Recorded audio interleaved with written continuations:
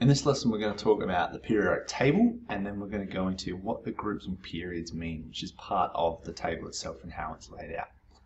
To start off with, I'm going to show you a video. Dmitry Mendeleev had a very strange history. You see, he came from Siberia, the backwash of the Tsarist Empire, and he was the last of 17 children. And as a consequence, his family lived in total poverty. In fact, his father went blind and eventually died, leaving his family in tremendous poverty. And then his mother, in one of the great stories of self-sacrifice, his mother basically gave up her life to make sure that her youngest son had an education. His mother uprooted the entire family and took him to St. Petersburg, where she tried to persuade local universities to take him and train him. Well, of course they said no. He's from Siberia, the backwash. And yet, just before she died, she was finally able to get her son into one of the academies that then launched his great scientific career. As a young man, Mendeleev became famous for his quick mind and quick temper. He was impatient and very argumentative. He was very driven, he was very determined to do what he set out to do. He was very stubborn. He also became rather eccentric. He grew a long beard and hardly ever cut his hair, but he was totally dedicated to his work. Mendeleev knew everything there was to be known about the 63 elements then discovered, and he was determined to find out about their relationship with one another. And when Dmitry Mendeleev made up his mind to do something, he didn't give up until he was fit to drop.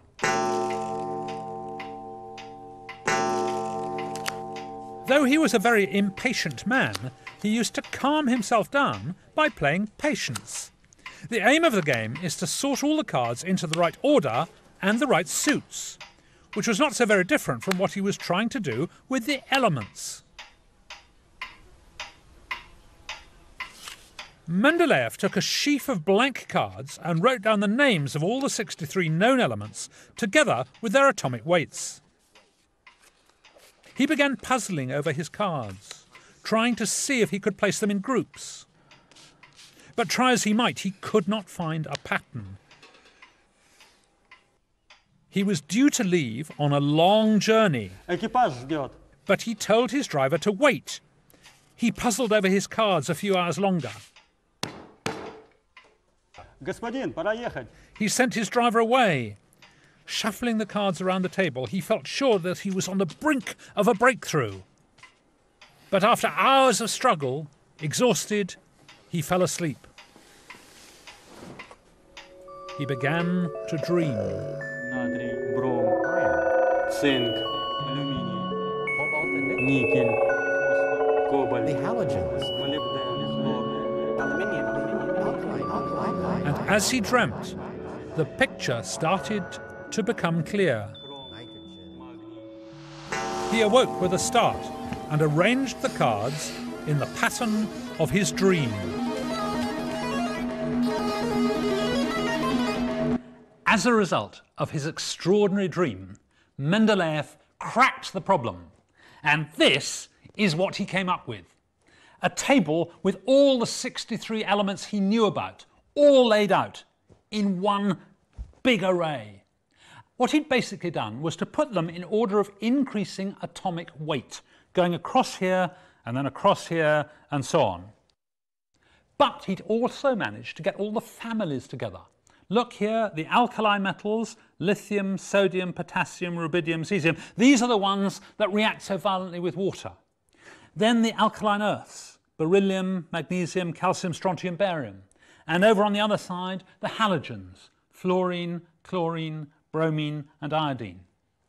He was so sure that he'd got it right, that he also made a really important discovery. Just look at these gaps. Gaps. Gaps where elements should have been, but none existed. So he made a prediction. He said, and he had the daring to say, that perhaps these are the elements we should look for. There were several gaps. There was one between aluminium and indium, another between silicon and tin. Scientists aren't usually hailed as geniuses when there are holes or question marks in their work. But in this case, those holes were crucial. Those holes were the things that everyone else had failed to spot, because they signified the positions of elements that hadn't yet been discovered.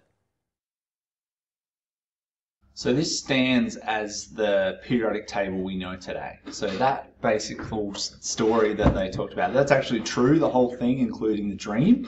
It's a little bit obscure, but that's what happened. He had a dream, he saw this periodic table in his mind, and then when he woke up, he put it all together with his cards.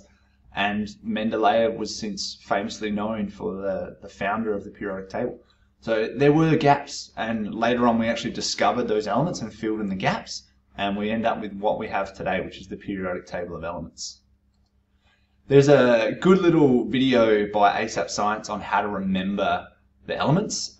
We'll talk about a few different techniques and how to remember the first 20 specifically. This is a great little video for remembering the first, all of them.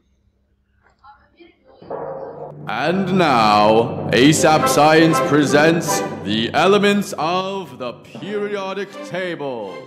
There's hydrogen and helium, then lithium, beryllium, boron, carbon everywhere, nitrogen all through the air with oxygen so you can breathe, and fluorine for your pretty teeth, neon to light up the signs, sodium for salty times, Magnesium, aluminium, silicon, phosphorus, then sulfur, chlorine, and argon, potassium, and calcium so you'll grow strong, scandium, titanium, vanadium, and chromium, and manganese. This is the periodic table, noble gas is stable, halogens and alkali react aggressively. Each period will see new outer shells while electrons are added, moving to the right. Iron is the 26th, and cobalt, nickel coins you get, copper, zinc, and gallium, germanium, and arsenic, selenium, and bromine film, while krypton helps light up your room, rubidium, and strontium, then yttrium, zirconium, niobium, molybdenum, technetium, ruthenium, rhodium, palladium, silverware, then cadmium and indium, tin cans, antimony, then tellurium, and iodine, and xenon, and then cesium, and barium is 56, and this is where the table splits, where lanthanides have just begun, lanthanum, cerium, and praseodymium. Neodymium's next to promethium, then 62, samarium, europium, gadolinium, and terbium, dysprosium, holmium, erbium, thulium, ytterbium, lutetium,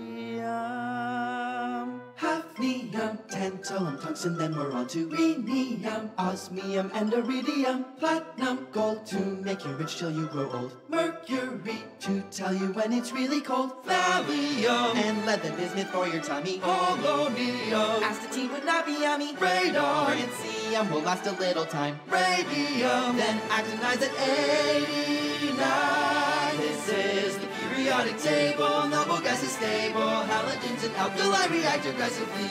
Each period will see new outer shells while electrons are to the right. Actinium, thorium, protactinium, uranium, neptunium, plutonium, americium, curium, berkelium, californium, isonium, fermium, and olevium, nobelium, lawrencium, rutherfordium, wm, sprigium, boreum, hesium, meitnerium, dubsidium, rucenium, copernicium, nihonium, flerovium, moscovium, livermorium, tennessine, and oganesson, and then we're done.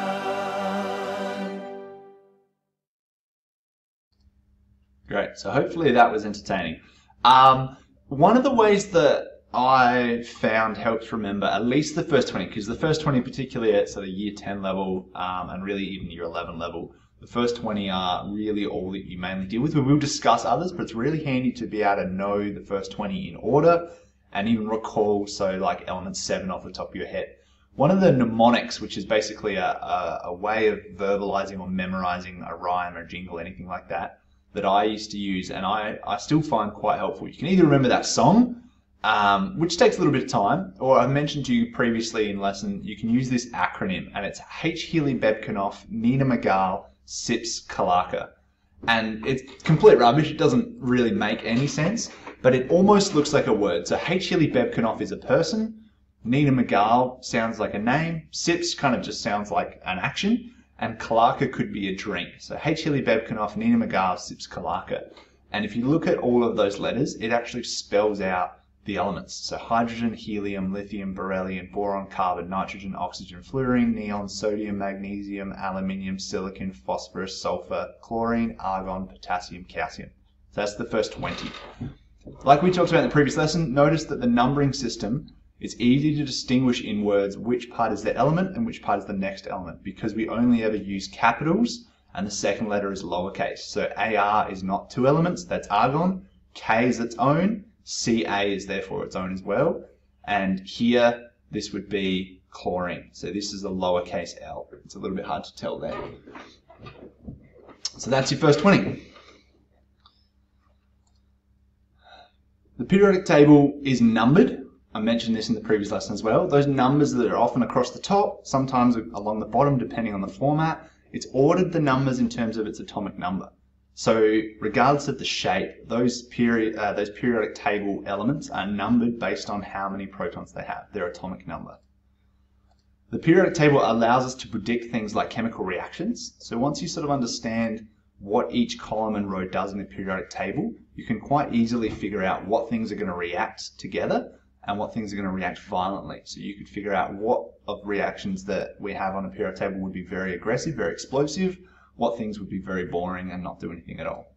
You can also use it to calculate or predict the physical properties. So what are the properties of that element? What would I expect to see, feel, what would I be able to use it for, those kind of things, purely without even seeing it, just by using the information on the periodic table.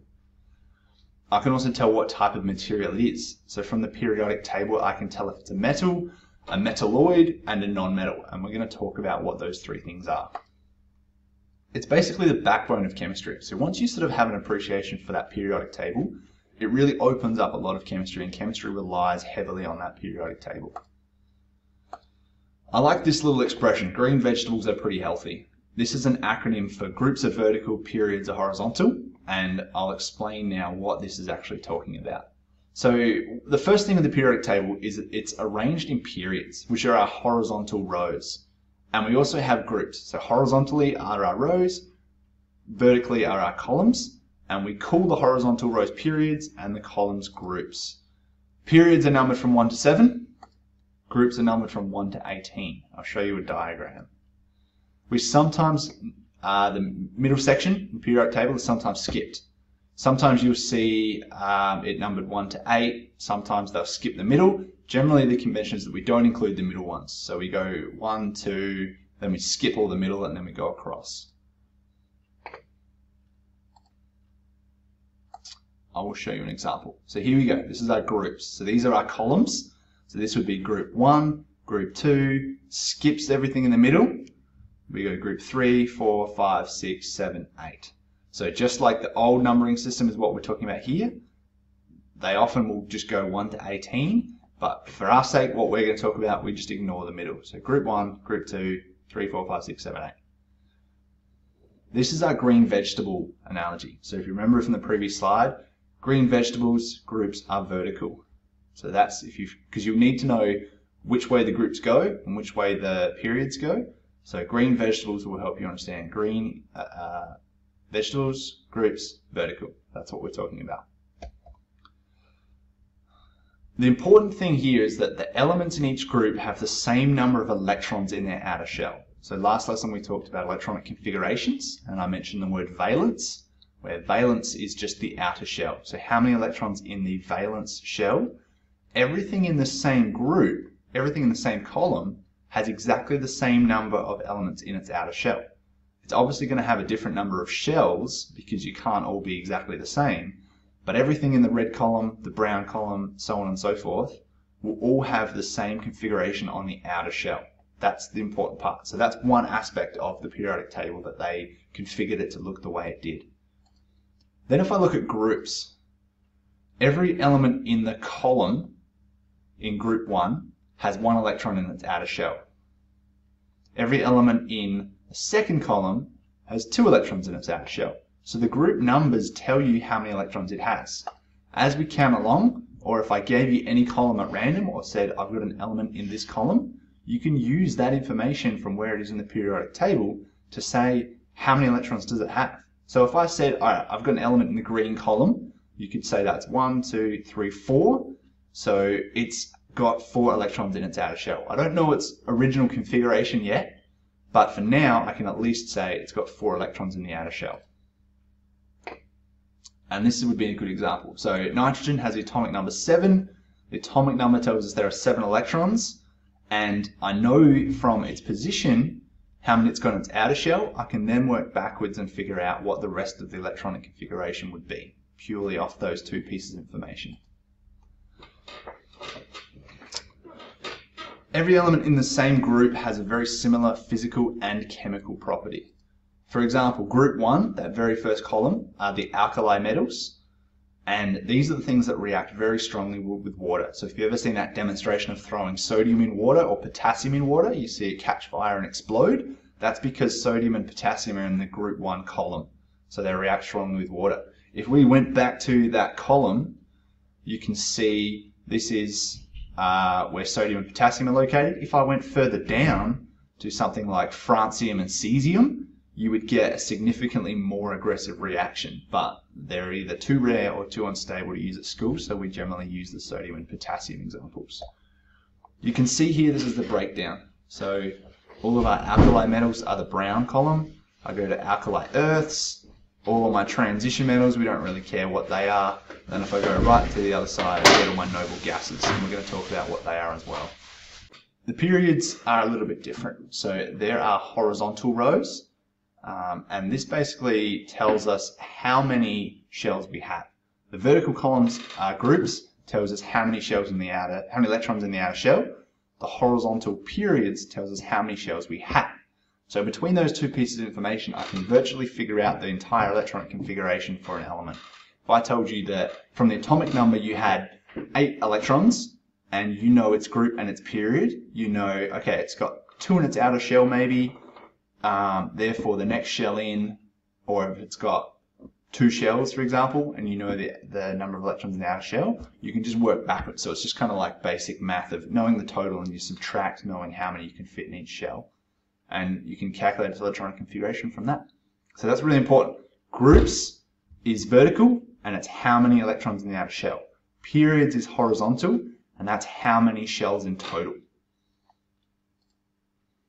We number this in a specific way too. So if I said describe the position of an element, let's say hydrogen right up the top here in red, I would say it's in group 1, period 1. So it's in the first column and the first row. So it's in group 1, period 1. That's a description.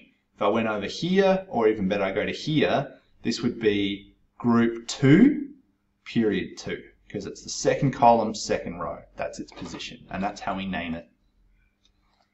For example, every element in the top row has 1 shell for its electrons. So hydrogen, helium, they both have 1 shell. They've only got 1 electron, 2 electrons, so that makes sense. Everything in the second row then has 2 electron shells. As we go down, 3 electron shells, 4 electrons, so on and so forth. So this is our shell that holds 2 at max, holds 8 at max, which makes sense because we've only got 8 verticals, and we can hold 8 in that shell. Then we go to our 18, 32, so on and so forth. So this is our breakdown of how many shells we have.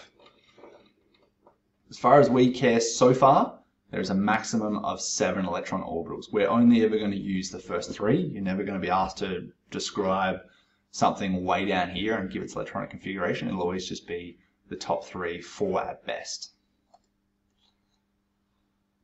On top of that, we've got our groups, we've got our periods, we've also got something else. It's actually broken into 3 blocks. So if you look at the periodic table, you can see there's kind of a chunk over here. There's a big bit in the middle that I mentioned before are the transition elements, and then there's this big chunk over here. So this is what we call the lanthanides and the actinides. They're the 2 rows at the bottom. So this is all your other stuff. Often you've got all your radioactive things down here, your poloniums and einsteiniums and rutherfordiums and all the weird things named after people. They sit down the bottom. The other thing we've got is we've got metals and non-metals. So from their positions, we can tell which of these things are metallic, and we'll talk about what the properties are, and which of these things are non-metallic. This is a great little video to explain both where they are and what it means to be a metal and a non-metal.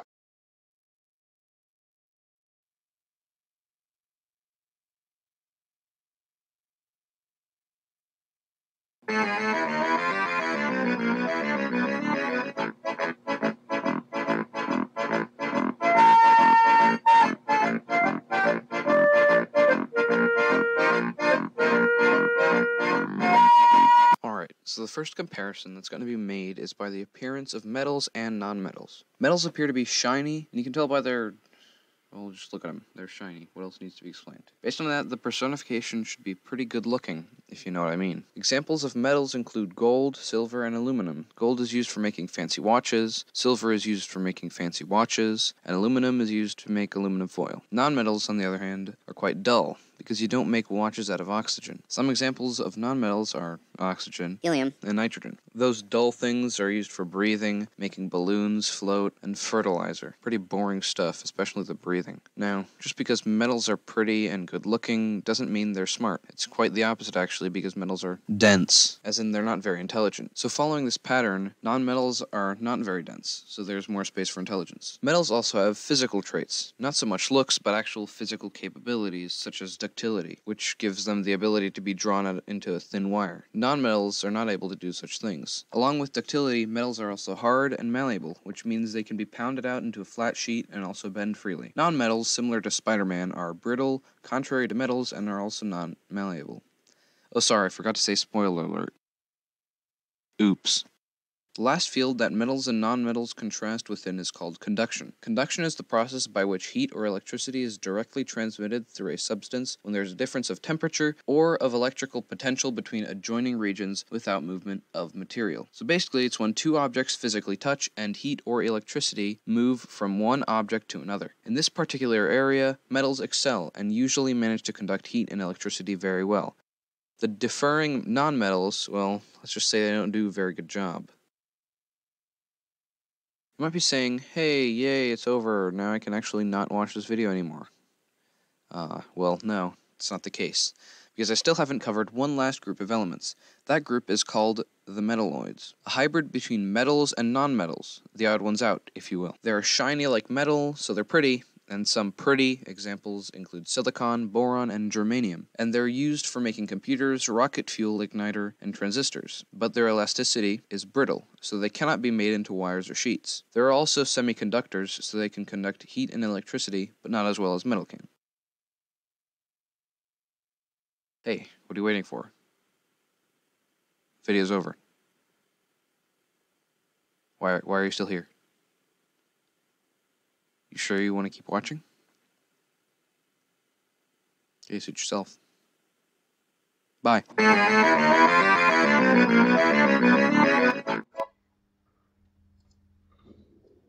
Alright, so metals and nonmetals are really important. Metalloids basically have properties of both, which is why we call them the metalloids. They fit somewhere in between. So often they're semiconductive, they're shiny, but they're very brittle. So they don't quite fit the perfect characteristic of the other two.